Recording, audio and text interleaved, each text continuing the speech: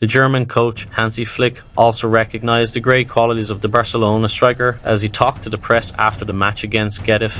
The Blaugrana gaffer believed Lewandowski has been the best striker in the world for the last decade.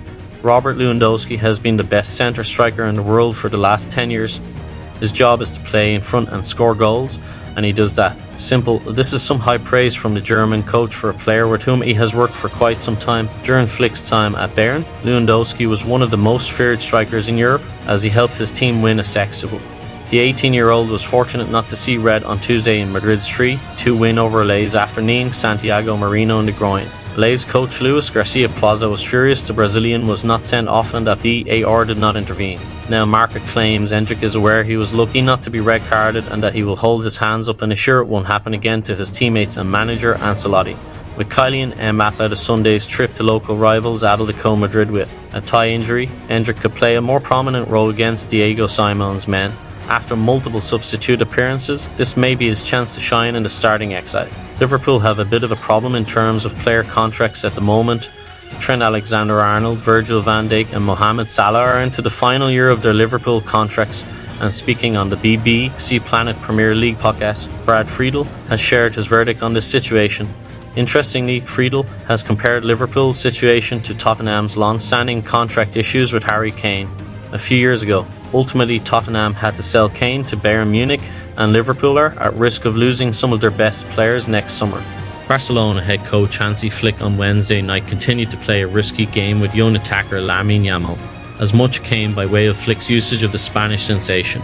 Barcelona, of course, marked their return to action late last night. Wide-man Lamine saw out the full 90 minutes once more against Getafe, meaning across his side's first 7 La Liga fixtures, the explosive attacker has been off the pitch for just 5 minutes amid the ongoing injury crisis in the playing squad in Catalonia, and with Lamine's importance grown all the time, calls in turn mounted heading into Wednesday's matchup for the 17-year-old to be afforded at least a breather for the game's closing stages, after he instead played through the full-time whistle before being spotted limping down the tunnel post-match. However, Hansi Flick's usage of Lamine came under the microscope once more. Mikel Arteta has lavished praise on Ethan Nwaneri after the youngster scored a brace against Bolton Wanderers, but cautioned him over making a start in the Premier League. The Gunners eased past League One side Bolton Wanderers 5-1 to earn a fourth-round clash against Preston North End as a young side put the Trotters to the sword. Declan Rice, Raheem Sterling and Kai Havertz added to Nwaneri's brace as teenagers Jack Porter, Josh Nichols and Miles Lewis-Skelly also started the game. Manchester United's recent 1-1 draw with FC Twente has once again raised more questions than answers about the current state of the club, especially under manager Erik ten Hag. Mark Goldbridge, the host of the United stand, didn't mince his words when he discussed the disappointing result and the mounting frustrations that are beginning to cloud Manchester United's season. Goldbridge's views reflect what many Manchester United fans are feeling. Your fate in this side and this manager is being tested to the limits, he said, referring to how ten Hag's decisions are coming under increasing scrutiny. As fans continue to watch underwhelming performances, it's not just about the results on the pitch anymore, it's about tactical choices, team selection and player favouritism. Manchester United kicked off their 2024-25 UEFA Europa League campaign with a rather disappointing 1-1 draw against FC Twente on Wednesday evening. What made the draw even more disappointing was the fact that the Red Devils had actually taken the lead in the game through a stunning Christian Eriksen goal in the first half. A lapse in concentration from Eriksen in the second, however, would ultimately lead to Sam Lammer's equalising goal for Twente. United huffed and puffed in search of a winning goal thereafter, but were unable to breach a stout Twente defence. Talking about Nico's decision to stay at Athletic Club, Inaki said, "It has been a very long, very hard summer, a summer of having to make decisions. After several months, for me, the right decision has been made." Inaki went on to reveal the dream that he is working to fulfill. "Now we have a dream to fulfill, like the whole team. There are a few of us who have had the chance to play in European competition with Athletic, and now we are going to fulfill the dream of many. Nico Williams will be a very important component of Ernesto Valverde's team as they look to fight for the Europa League title this season. However, there are no guarantees of where Nico will be playing after this season, as he has promised Athletic Club fans only one more year." Paris Saint-Germain will likely be without 3 players for matchday 2 of the UEFA Champions League's league phase against Arsenal. Nonetheless, the Gunners will also be without a key player for this matchup. Norway's team doctor initially predicted Odegaard would need at least 3 weeks to recover from an ankle injury, putting his availability for that match in doubt. Moreover, this week manager Mikkel Arteta noted that they couldn't count on the Norwegian player. PSG will also have players not fit for this match, as Elec by reports that Tuniji Donnarumma, Marco Asensio and Desire Dow are uncertain about the upcoming game against Arsenal, raising some concerns for the team. Meanwhile, Vidinha has been engaged in individual training. While his condition is not a major concern, the player's fitness remains questionable as the Champions League approaches. In this early phase of the season, Inigo Martinez is proving to be an indispensable piece for Hansi Flick. The Barcelona centre-back has started all the games played by the Blaugranes this season and was only substituted out in one of these games against Villarreal in the 81st minute. He is currently one of the leaders of Hansi Flick's backline, especially as other experienced players like Ronald Araujo and Andreas Christensen are currently out with long-term injuries.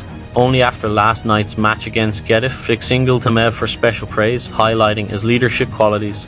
With this performance, he has become the player with the most completed passes in La Liga, as he had 452 completed passes out of 492. The gyro and a centre-back Daily Blind stands second with 450 successful passes from 491 attempts. Atletico Madrid manager Diego Simon dodged the subject of Vinicius Jr. and Endrick Felipe as best he could on Wednesday after the two Real Madrid forwards escaped red cards against Alaves on Tuesday night. They would have been suspended for the Madrid derby on Sunday had that been the case. You ask me a question so I can say what you want me to say. You already said everything. I don't need to say anything else.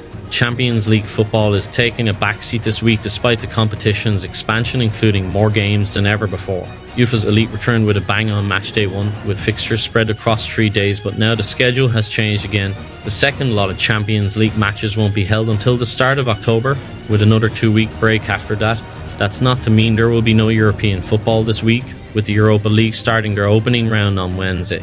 There was a confidence in the way he ran at defenders and a conviction to his display. I see him in training and the way he hits the ball around the box with incredible speed, Slot said. Just as pleasing for him was a clearance Gakpo made in his own penalty area. That is also what he brings to the team. The West London Giants are still being tipped to make a big money attacking acquisition in 2025.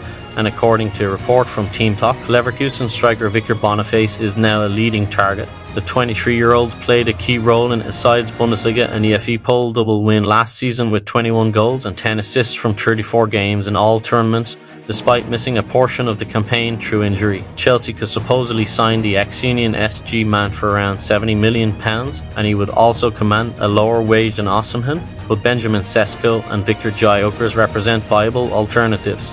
RB Leipzig's 21-year-old centre-back Castello Luquiba has supposedly been earmarked as an ideal acquisition, according to a separate report from Team Talk. Chelsea have apparently been casting a watchful eye over Luquiba's displays, but the Blues are facing intense competition from Real Madrid, who have made a new centre-back a priority for 2025. As is the case with Boniface, Luquiba is also not due to become a free agent until 2028, and Leipzig are believed to be holding out for a fee of £60 million to part ways with the defender next summer. Erik ten Hag was mocked on TV by Dutch football legend Ruud Gullit after Manchester United's disappointing draw with FC Twente on Wednesday. United led a 1-0 lead slip in their opening game of the Europa League season as Twente were able to sweep through the team at Old Trafford and allow Sam Lammers to cancel out Christian Eriksen's opener. It's yet another disappointing night for ten Hag, who last season oversaw United's worst ever Premier League campaign only to win the FA Cup and be rewarded with a new contract. The summer break has not improved results, with United so far winning just 3 of their 8 games across all competitions. Ten Hag has often spoken his process after over 2 years in the job, after Diogo Dalot recently expressed frustration at results.